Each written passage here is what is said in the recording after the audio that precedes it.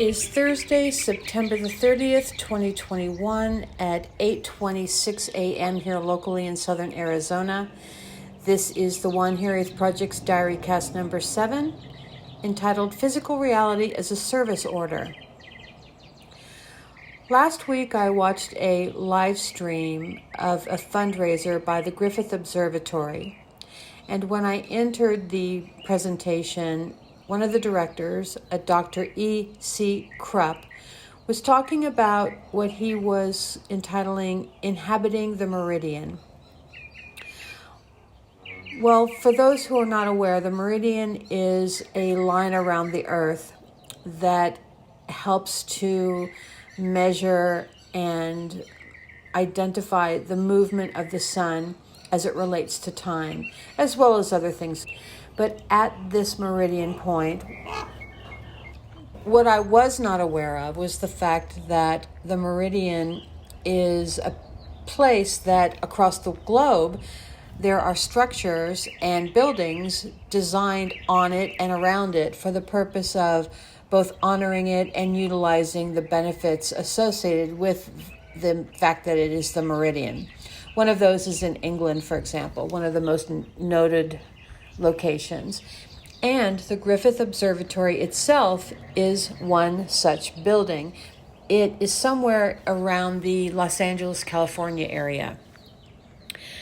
But my takeaway was that this meridian is kind of a 0 point, a neutrality. To give you an example, AM and PM.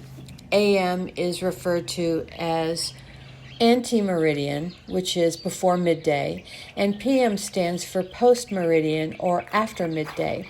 So at the moment of what many would write as 12 a.m. or 12 p.m., Dr. Krupp was actually quite adamant about the fact that that's an incorrect way to identify it, because at those moments it is 12 noon or 12 midnight, because at the exact moment of being on the meridian, it can't be before or after midday because it's existent at midday.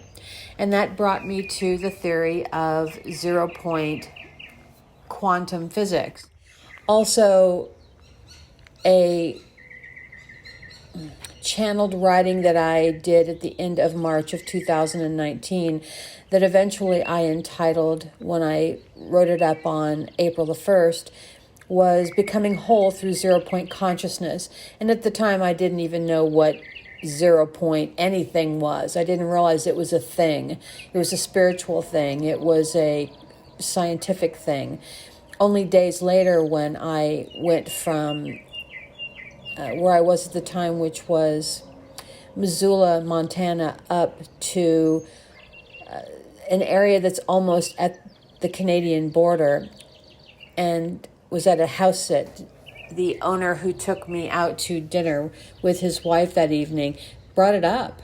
He was a local lawyer there, a matrimonial specialist, but he also had a relationship of some kind with the Dalai Lama. There were pictures of him and the Dalai Lama and his daughter and the Dalai Lama all over the house. But he mentioned this concept of 0 point consciousness. And my jaw dropped, because here I had just written about it and didn't even really know what it was before that.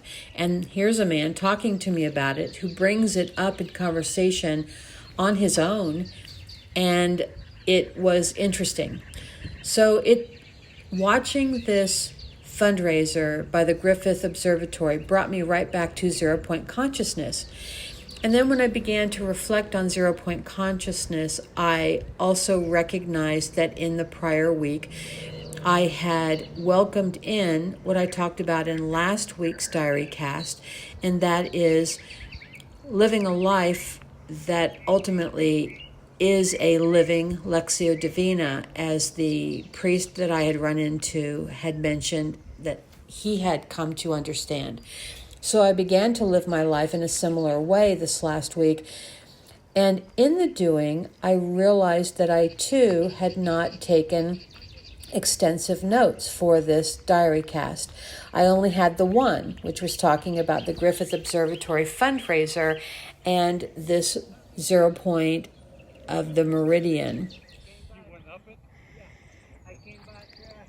You went down or you went? I came back nation. Okay.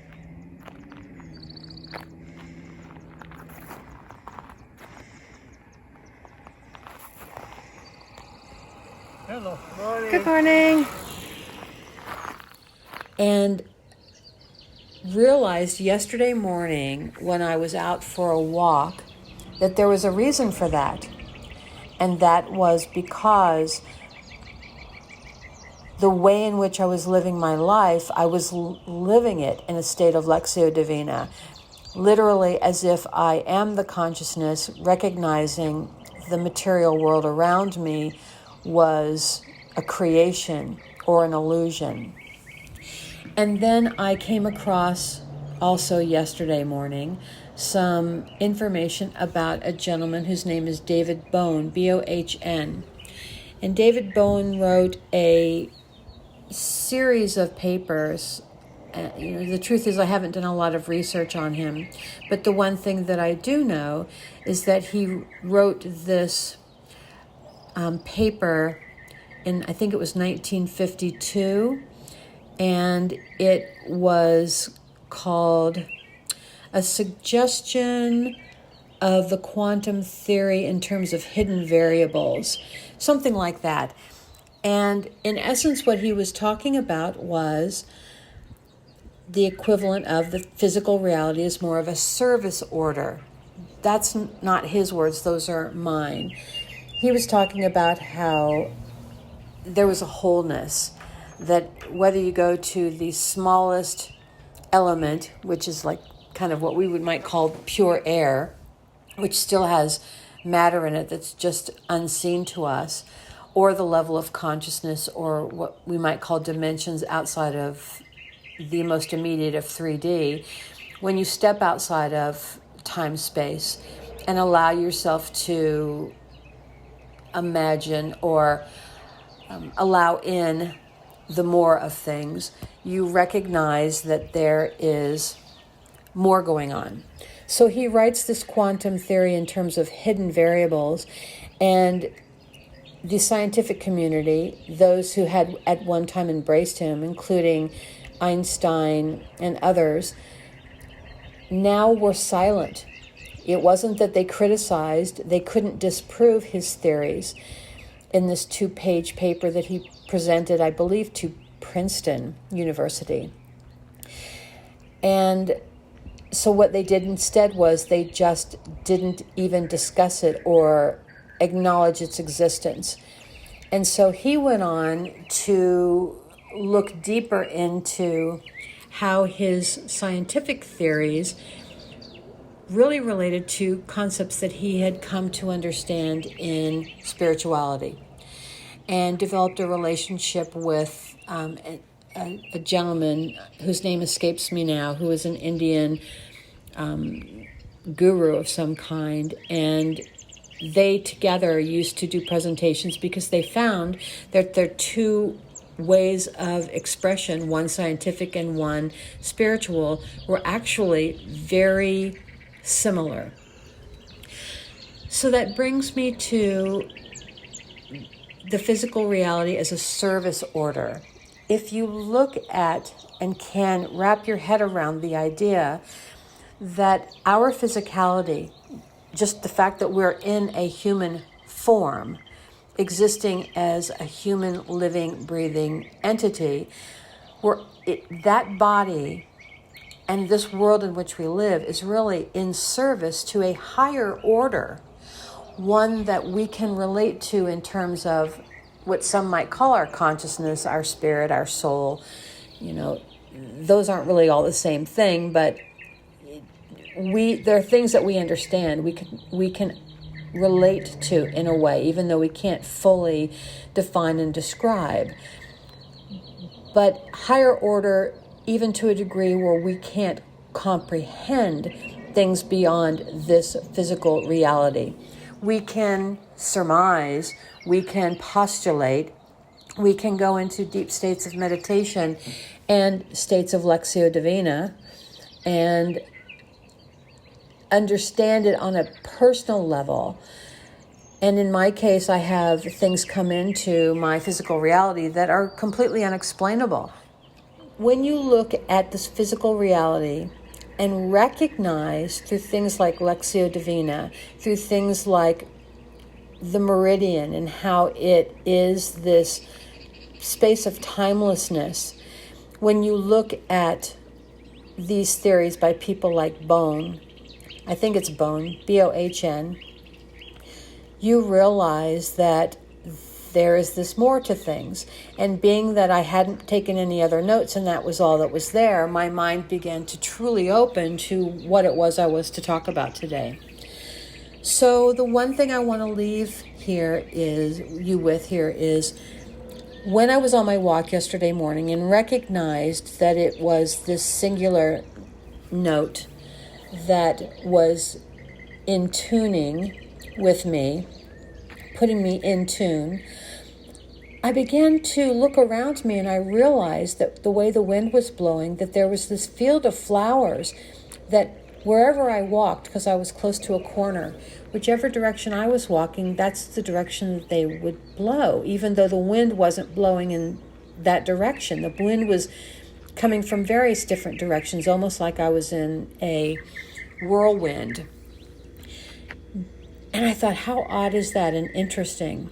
And then that took me to this month earlier when I had butterflies following me everywhere. And another time, I think it was in July, where I was walking this one path and I felt something brush my ear. It was like wind, my hair blew, against my ear, and it was back in a ponytail. So I noticed it, obviously, because, what would make my ponytail hit my ear like that?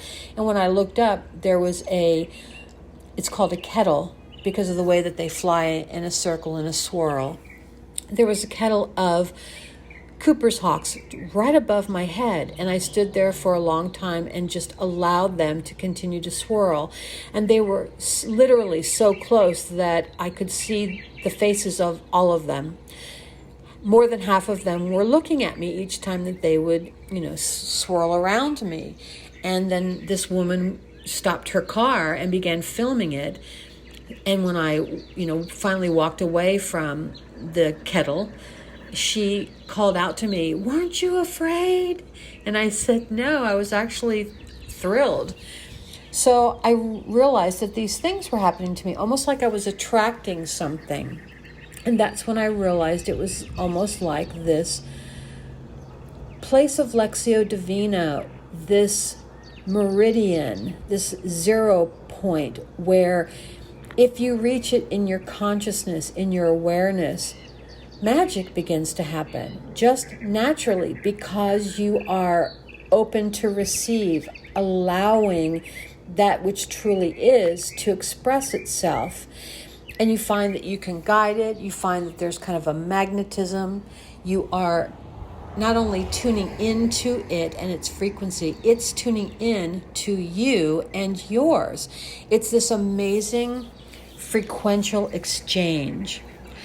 So I wanted to invite people, whoever's listening to this, to try your hand at Lectio Divina or its equivalent. Google it if you don't know what it is. Go into a deep state of meditation with a singular idea in mind. See where it takes you. Then step even deeper and try to open your realizations or the things that had run through your mind to a higher power and see what comes then. Do you get confirmations? Do interesting things happen in your world to give you the more of whatever you're trying to explore more deeply? But allow, and you will get to this meridian, this 0 point, where everything is aligned, where you're standing in nothingness and everything at the same time. And you can feel and recognize the simplicity in the fact that you are acting in a state of service to a higher order. The whole of physical reality is in service to this higher order. And when you, I can't even think of the right word, I want to say accept, allow, invite, recognize, your entire perspective on how you interrelate with that which is around you is forever changed in an amazingly dynamic manner. And I will leave it there.